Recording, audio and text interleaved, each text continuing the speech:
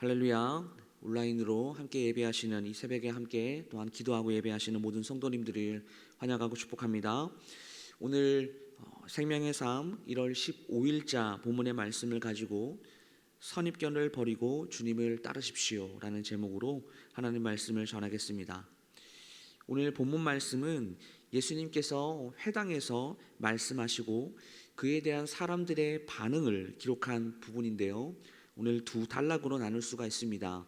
첫 번째 단락은 구약의 이사야서를 인용하셔서 말씀하시는 부분인 16절부터 23절까지의 말씀, 그리고 두 번째 단락은 그 당시에 이 불세출의 선지자로 인정받고 있었던 엘리야, 엘리사 시대의 사건을 인용하셔서 말씀하시는 부분인 24절부터 29절까지의 말씀입니다.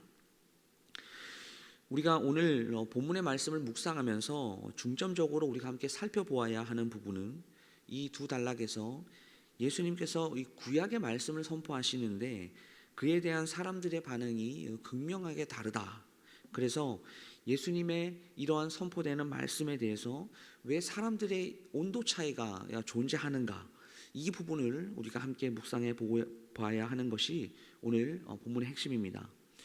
먼저 첫 번째 단락에서 예수님께서 선포하시는 말씀을 우리가 함께 보게 되면요, 18절과 19절 말씀을 우리 다시 한번 보겠습니다.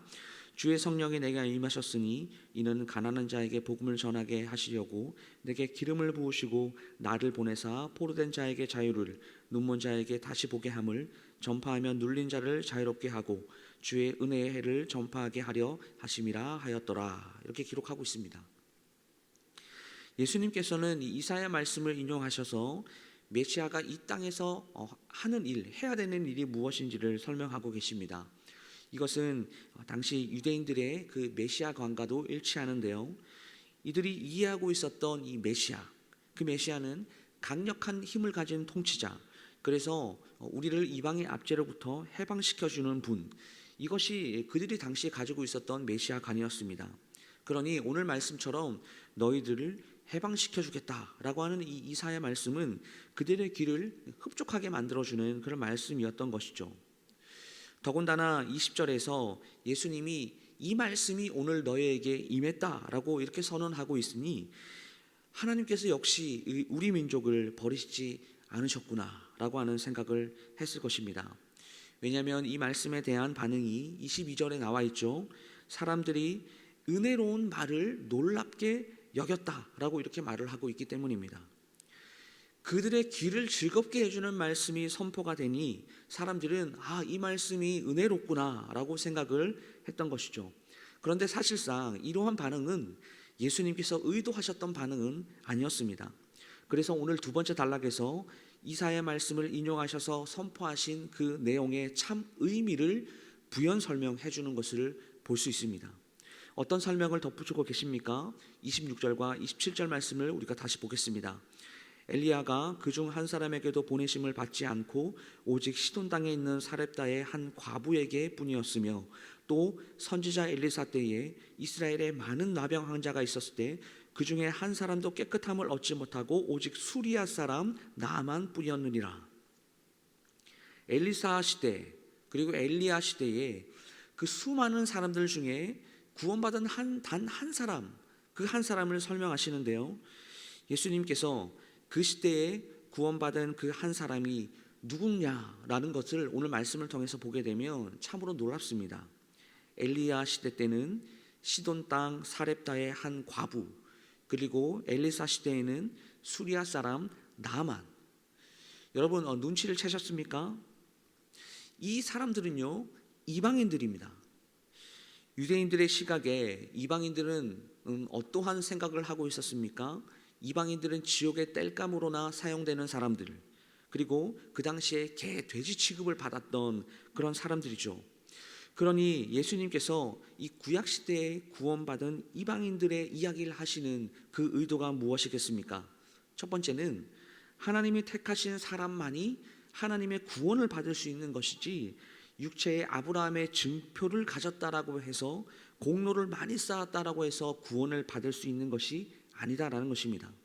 그리고 두 번째는 엘리야, 엘리사 시대에는 이스라엘이 가장 타락했던 시기였죠. 그렇기 때문에 예수님께서 이 유대인들의 불신앙과 이 완악함을 경고하시기 위해서 엘리야와 엘리사 시대의 그 사건을 오늘 이야기하고 있는 것입니다. 그 예수님의 이런 말씀 선포에 대한 그 사람들의 반응이 오늘 어떻습니까? 28절 말씀 보시면요, 크게 화가 났다라고 이렇게 이야기를 하고 있고, 그리고 29절에 예수님을 낭떠러지까지 끌고 가서 밀어버리려고 했다라고 이렇게 기록을 하고 있습니다. 앞선 반응과는 좀 다른 반응이죠. 그야말로 이성을 잃어버렸다라고 볼 수밖에 없습니다. 그런데 왜 사람들이 이 앞선 반응과 이렇게 완전 극명하게 다른 반응을 오늘 보였을까요? 화가 나서 그렇습니다.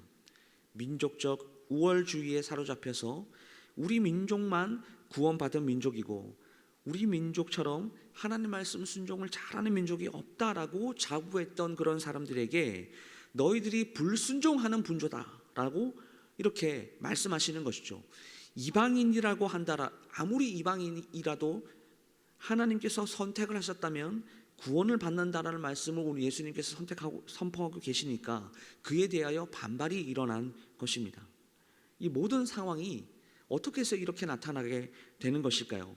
자기가 믿고 싶은 대로 믿으려고 하는 그 잘못된 신앙, 잘못된 믿음으로부터 오는 결과입니다. 말씀을 마무리하겠습니다. 그렇다면 오늘 이 말씀이 우리에게 주는 교훈이 무엇이겠습니까? 우리 예수님께서 이 땅에 오신 그 참된 의미를 되새기면서 늘 겸손하게 신앙생활을 해야 된다라는 것을 오늘 말씀이 우리에게 알려주고 있습니다. 예수님께서는 죄로 인하여 묶여있는 자들을 구원하시기 위해서 이 땅에 오셨습니다. 그 예수님의 메시아적 사역은요, 단순하게 어떤 강력한 힘으로 그 현재의 상황에서 해방을 시켜주는, 눈에 보이는 문제로부터 단순하게 건져주시는 그런 차원에서의 구원이 아닌 것이죠. 우리 예수님의 구원은 우리 영혼의 전인적 구원입니다. 예수님의 구속사역은 우리 영혼 깊숙이 침투해 있는, 그래서 절대 우리가 끊을 수 없는 그 죄에 대한 문제를 해결해 주시는 구원이다라고 하는 것이죠. 그러므로 우리는 어떠해야 하겠습니까? 그 주님께서 주시는 구원을 받아 누리기 위해서 우리의 공로를 내세워서는 안 되는 것입니다.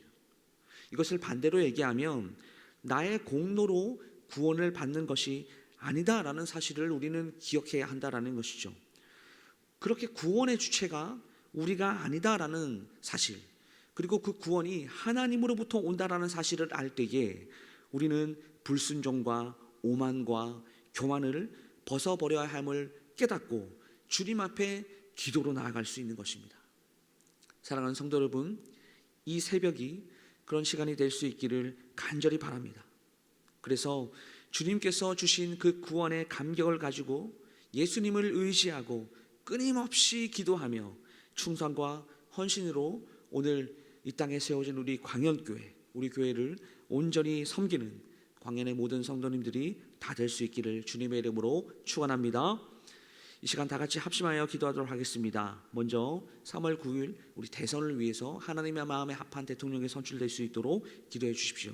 그리고 광진구 시민들과 교회들을 코로나로부터 보호하여 주시옵소서. 특별히 우리 교회 가운데 코로나 상황이 더 확산되지 않도록 기도해 주시기 바랍니다. 그리고 주일에 있을 은퇴식을 위해서 기도해 주시고요. 우리 광연의 많은 그 환우들, 그리고 사업장을 보호하여 주시고 육체의 이런 아픔들을 가진 모든 지체들의 그 육체의 질병을 깨끗하게 치유하여 주시옵소서. 이렇게 기도했으면 좋겠습니다. 그리고 오늘 들을 말씀 생각하시면서 예수님께서 이 땅에 오신 목적과 그 이유를 분명히 알아서 교만하지 않고 겸손한 마음으로 주님을 잘 섬기는 우리가 되게 하여 주시옵소서. 이렇게 다 같이 통성으로 이 시간 함께 기도하도록 하겠습니다. 하나님 아버지 감사합니다. 주님께서 하나님 이 땅에 광연교회를 세워주시고 또한 오늘 예배를 통하여 말씀을 주신 하나님 아버지 감사합니다. 하나님 이제 대선이 얼마 남지 않았습니다. 하나님 나라의 아픔과 그 슬픔을 주님 보시죠. 하나님 이번에 하나님의 마음 합한 하나님 이 대통령이 선출이 되어서 하나님 이 땅 가운데 하나님께서 주시는 평안을 누릴 수 있는 이 귀한 대한민국의 땅이 될 수 있도록 하나님 인도하여 주시옵소서. 하나님 또한 우리 광진구와 하나님 교회들을 이 코로나로부터 안전하게 지켜주시고 보호하여 주시기를 간절히 소망합니다. 하나님 특별히 하나님 우리 교회 가운데 지금 당하고 있는 이 코로나의 상황이 하나님 더욱더 확산되지 않고 하나님 여기서 마무리가 되어서 하나님 모든 교회 사역이 하나님 지장받지 않도록 주님께서 안전하게 지켜주시고 보호하여 주시옵소서. 하나님 이번 주일에 있을 주님 은퇴식 가운데 주님 함께하여 주시옵소서. 하나님 평생을 하나님 교회를 섬기는 자리에 있다가 이제는 하나님 아버지 그것을 내려놓고 다시 한번 더 은퇴의 자리로 나아갑니다. 하나님 그 이후에 있을 모든 인생 가운데 하나님 아버지께서 그들의 인생을 책임져 주시고 하나님 교회를 더욱더 잘 섬기고 하나님 교회 가운데 어른으로 하나님 남을 수 있도록 주님 인도하여 주시옵소서. 하나님 우리 광야교회 가운데 환우들 하나님 속히 치유하여 주시옵소서. 육체의 질병 때문에 어려움 당하지 않도록 주님께서 인도하여 주시고 하나님 우리 광야의 모든 사업장들을 주님께서 보호하여 주시고 하나님 이 코로나 상황 가운데서도 하나님 나날이 하나님 성장하는 그런 사업장 될 수 있도록 주님 인도하여 주시옵소서.